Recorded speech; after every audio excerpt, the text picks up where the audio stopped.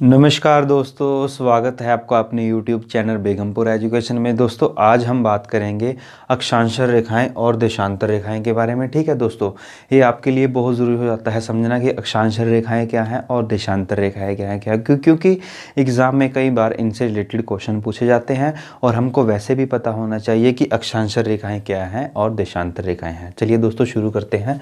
ठीक है दोस्तों, ये जो है ना दोस्तों, हमारा आपने ग्लोब्स सभी ने देखा होगा। ठीक है दोस्तों, जिसने भी नहीं देखा है, अब जब भी आप 10वीं 11वीं क्लास में पढ़ते होंगे, 10वीं में तो खासकर जब साइंस की क्लासें होती होंगी, हम सब की मैंने भी देखा है, वहाँ पे कैसी पृथ्वी सी रखी होती है गोल गोल, बस वही ग्लोब होता है। जिसने नहीं देखा वो गूगल वगैरह पे जाके देख सकता है कि ग्लोब भर के। ठीक है दोस्तों, तो आपके साथ आ जाएगा। ठीक है दोस्तों, ये हमारा ग्लोब है, इस पर कुछ ऐसी रेखाएँ लगी होती हैं ऐसे, है ना, कुछ ऐसे रेखाएं ये ग्लोब है, कुछ ऐसे रेखाएं लगी होती हैं, कुछ ऐसे रेखाएं, हम सभी ने देखा होगा। ठीक है दोस्तों, ये रेखाएं क्यों लगाई हैं, इनका क्या महत्व है, बस ये दोस्तों हम इन्हीं को समझेंगे और इनसे रिलेटेड बहुत सारे क्वेश्चन आपके ऐसे फटाक से सोल्व हो जाएंगे। ठीक है दोस्तों, बस यहाँ चीज़ों का हम समझिए। ठीक है दोस्तों, सबसे पहले हम बात करें हैं अक्षांशर रेखाओं के बारे में। ठीक है दोस्तों, अक्षांशर रेखाएं पूर्व से पश्चिम की तरफ लगाई गई रेखाओं को हम अक्षांशर रेखाएं कहते हैं। ठीक है दोस्तों, इसमें क्या है, इसमें 3 महत्वपूर्ण रेखाएं हैं। कौन कौन सी रेखाएं, एक है हमारी कर्क रेखा, कौन सी, कर्क रेखा, और एक है हमारी विषुवत रेखा, विषुवत रेखा। ठीक है दोस्तों, और एक है हमारी मकर रेखा। ठीक है दोस्तों, बहुत आसान भाषा में हम यहाँ सभी चीज़ों को समझेंगे। ठीक है दोस्तों, कोई मुश्किल काम नहीं है दोस्तों, आपने इनको ज़्यादा स्ट्रेस लेके नहीं मतलब लेना है सीरियस, लेकिन ज़्यादा आपने वैसे भी नहीं लेना है। ठीक है दोस्तों, बस यहाँ चीज़ों को समझना है, मेरे कहने का मतलब सिर्फ यही है, रट्टाफिकेशन वाला काम मत करना आप। ठीक है दोस्तों, ये हमारी 0 डिग्री पे हमने एक लगाई, जिसको हम क्या कहते हैं, विषुवत रेखा। ठीक है दोस्तों, विषुवत रेखा। ठीक है दोस्तों, इसी को हम क्या कहते हैं, इसी को हम कहते हैं भूमध्य रेखा। भूमध्य रेखा भी हम इसी रेखा को कहते हैं। ठीक है दोस्तों, भूमध्य रेखा भी इसी को कहते हैं और इक्वेटर भी यही इसी को कहा जाता है। ठीक है दोस्तों, इक्वेटर भी इसी रेखा को कहा जाता है। ठीक है दोस्तों, अब क्या हुआ दोस्तों, भू के मध्य में लगाई रेखा को भूमध्य, यानी कि ये पृथ्वी को 2 भागों में बांटती है। ठीक है दोस्तों, यानी कि पृथ्वी को 2 भागों में बांटती है। तो ये कौन सा हो गया हमारा, उत्तरी गोलार्ध, और ये हो गया हमारा दक्षिणी गोलार्ध। ठीक है दोस्तों, आसानी से यहाँ आपको समझ में आ रहा है। ठीक है दोस्तों, अब क्या होगा, जैसे हम यहाँ हमने रेखाएं लगाई 1 2 3 4 5 6 7 8 10 20 30 40 50, ऐसे हमने ये 90 रेखाएं लगाई हैं। ठीक है दोस्तों, कहाँ पे, उत्तरी गोलार्ध में। ठीक है दोस्तों, ऐसे ही हमने दक्षिणी गोलार्ध में रेखाएं लगाई हैं 90 रेखाएं। कितनी, 90 रेखाएं। ठीक है दोस्तों, अब जैसे हम 1 2 3 4 5 ऐसे चलते गए चलते गए चलते गए चलते गए, जब हम 23.5 डिग्री पे हमने एक रेखा लगाई, जिसको हमने नाम दिया, किसका नाम दिया, जिसको हमने नाम दिया है कर्क रेखा का। ठीक है दोस्तों, कर्क रेखा का हमने उसको नाम दिया। ठीक है दोस्तों, कर्क रेखा 23.5 डिग्री पर। ठीक है दोस्तों, ऐसे ही हम 0 डिग्री से, ये जो 0 डिग्री लाइन है, जब हम इससे नीचे आए ना दोस्तों, इससे नीचे आए, हम ऐसे नीचे आते गए नीचे आते गए, हम जब 23.5 डिग्री पे नीचे आए तो हमको एक रेखा मिली, हमने एक रेखा लगाई, इसको हमने नाम दिया है विषुवत रेखा। क्या नाम दिया है, विषुवत रेखा। ठीक है दोस्तों, अब दोस्तों आप ये मत समझ लेना कि पृथ्वी में वास्तविक में कोई ऐसी रेखाएं पृथ्वी पर लगी हुई हैं। दोस्तों ये काल्पनिक रेखाएं हैं सारी। ठीक है दोस्तों, मैं आपको स्पष्ट कर देना चाहता हूँ, ये हमारी काल्पनिक रेखाएं हैं। अब आप बोलोगे कि कर्क रेखा, ये विषुवत रेखा, ये हमने 23.5 डिग्री पे क्यों नहीं लगाई। दोस्तों इनका बहुत महत्व है, मैं आपको नेक्स्ट वीडियो में ज़रूर बताऊँगा। ये जलवायु के निर्धारण करती हैं, पृथ्वी के तापमान का निर्धारण करती हैं। ठीक है दोस्तों, ये वैसे ही हम लगाते तो इसको 10 डिग्री पे भी लगा सकते हैं, 20 डिग्री पे भी लगा सकते थे, इसको हम 24 डिग्री पे भी लगा सकते हैं, लेकिन हमने क्यों नहीं लगाई, क्योंकि इनका बहुत महत्व है। दोस्तों मैं आपको बताऊंगा, फिलहाल आप समझिए कि कर्क रेखा क्या है, विषुवत रेखा क्या है, क्योंकि हम आज अक्षांशर और देशांतर की रेखाएं के बारे में बात कर रहे हैं। ठीक है दोस्तों, अब ये यहाँ कितनी है रेखाएं, 90, यहाँ कितनी होगी हमारी, 90। ठीक है दोस्तों, अब एग्जाम में आने वाले क्वेश्चन को आप देखिए। ठीक है दोस्तों, विषुवत के उत्तर में कितनी रेखाएं हैं, 90। ठीक है, ये क्वेश्चन बन गया। और दक्षिण में कितनी है, 90। ठीक है दोस्तों, और ये जो हमारी है ना 0 डिग्री, एक रेखा ये होगी, एक रेखा ये होगी, तो उसमें 1 प्लस कर देंगे, तो ये कितनी हो जाएगी हमारी, ये हो जाएगी 181। ठीक है दोस्तों, ये हो जाएगी हमारी 181। ठीक है दोस्तों, अब क्या होगा दोस्तों, हमने एग्ज़ाम में आप क्या लगा, कई बार क्या लगा लेते हैं 181, लेकिन दोस्तों हमारी जो 90 डिग्री पे, यहाँ पे जो ये 90 डिग्री है ना, यहाँ पे हमारे 2 पॉइंट है दोस्तों, ये रेखाएं नहीं है। और पॉइंट का ना तो कोई आकार होता है, मतलब ना तो कोई लंबाई होती है, ना चौड़ाई होती है। ठीक है दोस्तों, ये क्या है, हमारे 2 पॉइंट, ये रेखाएं नहीं है। ठीक है दोस्तों, अब क्या करेंगे, इसमें से हम 2 माइनस कर देंगे, तो ये हमारा रह जाएगा 1 179, ठीक है दोस्तों, ये 179 हमारा रह जाएगा, क्योंकि हमने क्या किया, इसमें से 2 पॉइंट को हमने माइनस कर दिया। ठीक है दोस्तों, क्योंकि हमने 2 पॉइंट को इसमें से माइनस कर दिया, तो हमारा करेक्ट आंसर क्या आ जाएगा, 179। हमने 181 नहीं वहाँ पे टिक करना है। ठीक है दोस्तों, ये हमारी अक्षांशर के बारे में बात होगी। और एक बहुत महत्वपूर्ण जो बात है वो यह है दोस्तों, जो हमारा ये अक्षांशर रेखाएं हैं, इनके बीच की दूरी कितनी है, इनके बीच की दूरी कितनी है दोस्तों, ये एग्जाम में बहुत बार आ गया है, आप इसको ध्यान से समझिए। एक जैसे हमारी विषुवत रेखा है, ठीक है दोस्तों, विषुवत रेखा के बीच में ऐसे रेखाएं हमने लगाई हैं जो उत्तरी गोलार्ध में, दक्षिणी गोलार्ध में, इनके बीच की दूरी जो है ना दोस्तों, इनके बीच की, जैसे 1 2 3, इनके बीच की दूरी क्या है, इनके बीच की दूरी जो है 111 किलोमीटर है। ठीक है दोस्तों, नोट कर लिएगा इसको, इनके बीच की दूरी कितनी है, 111 किलोमीटर है। ठीक है दोस्तों, ये हमारी अक्षांशर रेखाओं के बारे में बात होगी। अब हम बात करेंगे देशांतर रेखाएं के बारे में। देशांतर रेखाएं क्या है, ठीक है दोस्तों, देशांतर रेखाएं क्या है दोस्तों। वीडियो अच्छी लगे तो अपने दोस्तों के साथ शेयर लाइक कीजिए, और दोस्तों हमारे चैनल को सब्सक्राइब जरूर कीजिएगा, ताकि आने वाली अपडेट जो है आप तक हमारी पहुंच सके। ठीक है दोस्तों, अब देशांतर रेखाओं के बारे में बात करेंगे। ठीक है दोस्तों, ऐसे ही कुछ ऐसी रेखाएं हैं, इनको हम अक्षांशर रेखा कहते हैं, जो उत्तरी गोलार्ध से दक्षिणी गोलार्ध में, दक्षिणी गोलार्ध तक रेखाएं लगाई गई हैं, उनको हम क्या कहते हैं, उसको हम देशांतर रेखाएं कहते हैं। देखिए दोस्तों, ये क्या है, हमारी इक्वेटर होगी। ठीक है दोस्तों, हमने कुछ रेखाएं ऐसे लगाई हैं पृथ्वी पर, ऐसे उत्तरी गोलार्ध से दक्षिणी गोलार्ध तक। ठीक है दोस्तों, आपने ग्लोब पर लिखी भी देखी होंगी ये रेखाएं, मैं भी सोचता था कि ये क्यों लगाई है, लेकिन जब हमने इसको पढ़ा, और दोस्तों सबसे बड़ी बात है, इनको समझाता पता चला कि ये रेखाएं का क्या मतलब है, हमने क्यों लगाई हैं। ठीक है दोस्तों, ऐसे हमने पृथ्वी पर उत्तर से लेकर दक्षिणी तक रेखाएं लगाई, जिसको हमने देशांतर रेखाओं का नाम दिया है, जो उत्तरी गोलार्ध और दक्षिणी गोलार्ध को मिलाती हैं। ठीक है दोस्तों, इनसे रिलेटेड क्वेश्चन के बारे में अगर हम बात करते हैं, और आपको पता चल गया अब देशांतर रेखाएं क्या होती हैं। ठीक है दोस्तों, लॉन्गिट्यूड और लैटिट्यूड। ठीक है दोस्तों, अब क्या होगा दोस्तों, सबसे बीच में सबसे पहला क्वेश्चन हो जाता है कि इसमें सबसे ज़्यादा दूरी कहाँ होती है। ठीक है दोस्तों, कहाँ पर, देशांतर रेखाओं में। तो सबसे ज़्यादा दूरी होती है, आपने कहाँ पे बता देना है, आपने विषुवत रेखा पर। ठीक है दोस्तों, विषुवत रेखा पर आपने बता देना है कि सबसे ज़्यादा दूरी देशांतर रेखाओं की कहाँ होती है, विषुवत रेखा होती है।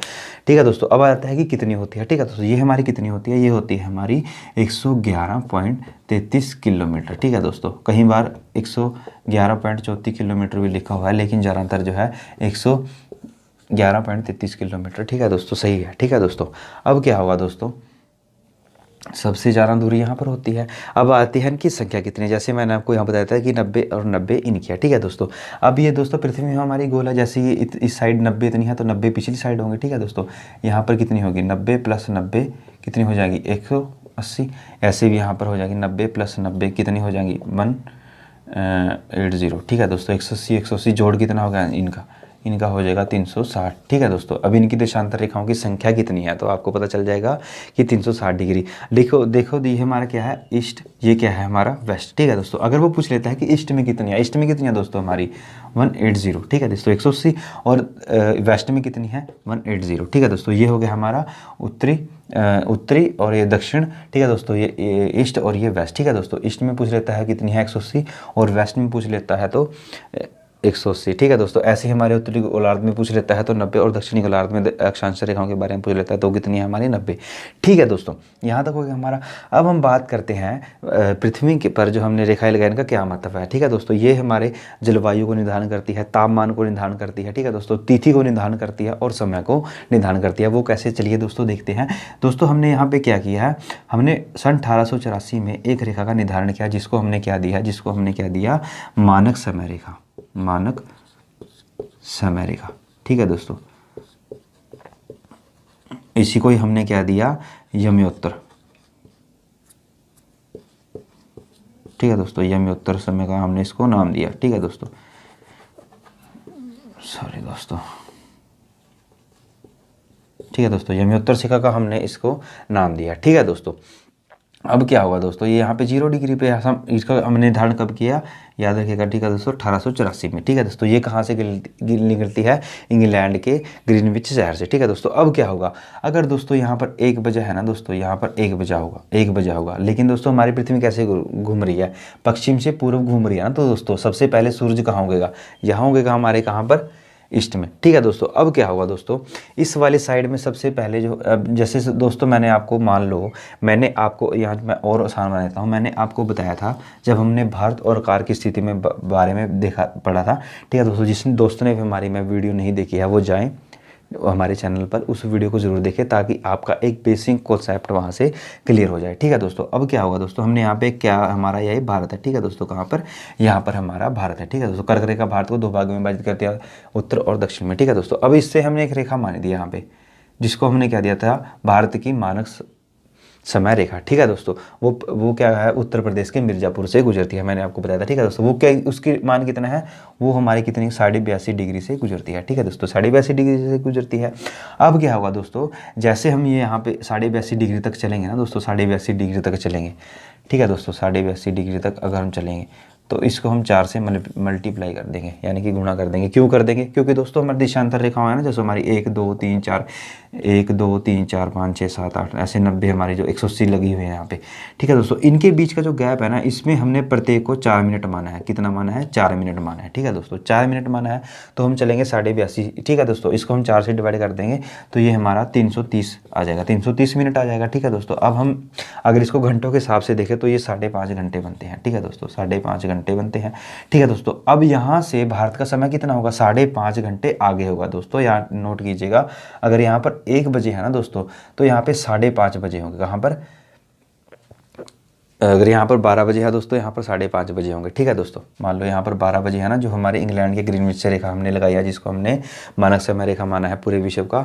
अगर ठीक है दोस्तों, हम इससे साइड से चलते हैं, कहाँ पर, ईस्ट में चलते हैं, तो वो कितना बनेगा, 5.5 घंटे। भारत का समय इससे 5.5 घंटे आगे हो जाएगा और इसी तरफ इस तरफ माइनस होता चला जाएगा समय। कैसे होता चला जाएगा, देखिए दोस्तों, अगर मान लो यहाँ पर हम 30 डिग्री चलते हैं, ठीक है, 30 डिग्री देशांतर चलते हैं, ठीक है दोस्तों। अब क्या होगा दोस्तों, इसको हम 4 से क्या कर देंगे, गुणा कर देंगे। कितना आ जाएगा, 120 यानी कि 2 घंटे, ठीक है दोस्तों। अगर हम यहाँ फिर अगर यहाँ पे कितने बजे हैं, यहाँ पर अगर 12 बजे है तो यहाँ पर 10 बजे होंगे, ठीक है दोस्तों। यहाँ पर 10 बजे होंगे, ठीक है दोस्तों। पता चल गया आपको मानक समय रेखा के बारे में।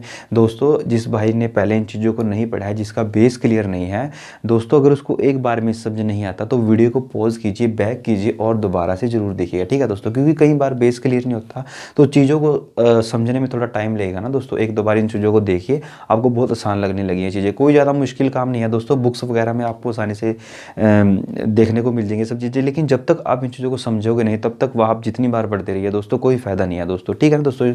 इसको एक बार समझिए, पढ़िए और ये इसको ख़त्म करिए। इसको मतलब आप ज़्यादा समय यहाँ पर वेस्ट मत कीजिए, बार बार इन चीज़ों को आप पढ़ेंगे, फिर वही चीज़ें पढ़ेंगे, कोई फ़ायदा नहीं है दोस्तों। आप एक रिवीजन लीजिए, पर इनको चीज़ों को समझिए। अगर आप एक बार इन चीज़ों को आपने समझ लिया ना दोस्तों, आप पूरी ज़िंदगी इन चीज़ों को भूलेंगे नहीं, ठीक है दोस्तों। अब क्या होगा दोस्तों, हमने मानक समय रेखा के बारे में बात कर ली।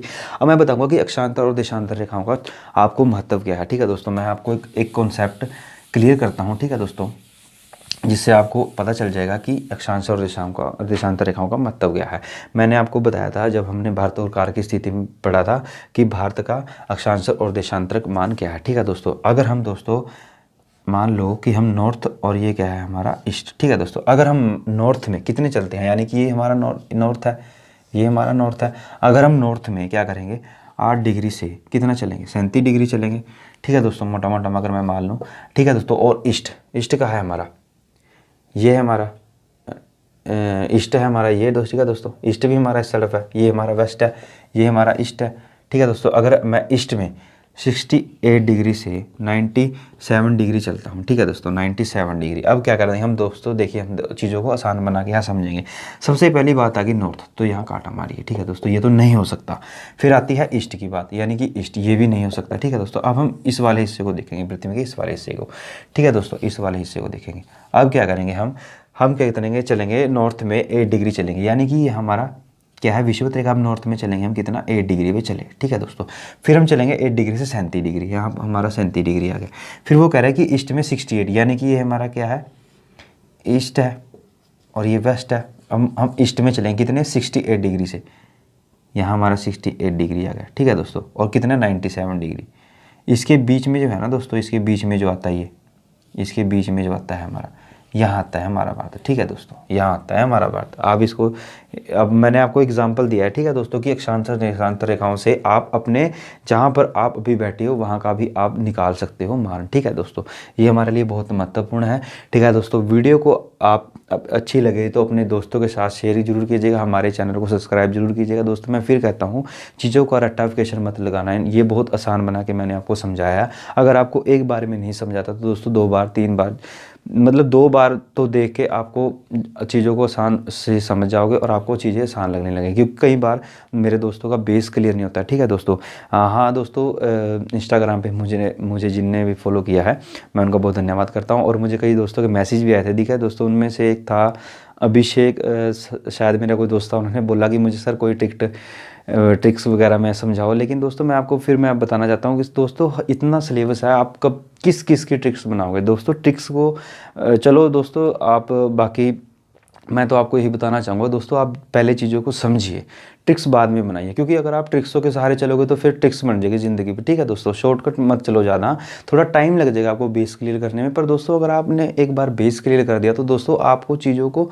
यहाँ आसान लगने लगेंगी सभी चीज़ें। ठीक है दोस्तों, अगर मैं भी ट्रिक्स के सहारे चलता तो मुझे भी ये चीज़ें नहीं समझानी थी। ठीक है दोस्तों, आप चीज़ों को समझिए, थोड़ा टाइम जरूर लग जाएगा आपका, पर आपको ज़्यादा फिर ट्रिक्स में पढ़ने की जरूरत नहीं पड़ेगी। ठीक है दोस्तों, मैं तो आपको यही कहूँगा कि आप चीज़ों को आसान बना के समझिए। ठीक है दोस्तों, मैं आपको चीज़ों को आसान बना के समझाऊंगा। आप मेरे चैनल से सब्सक्राइब करिए, हमारे साथ जुड़े रहिए। ठीक है दोस्तों, धन्यवाद।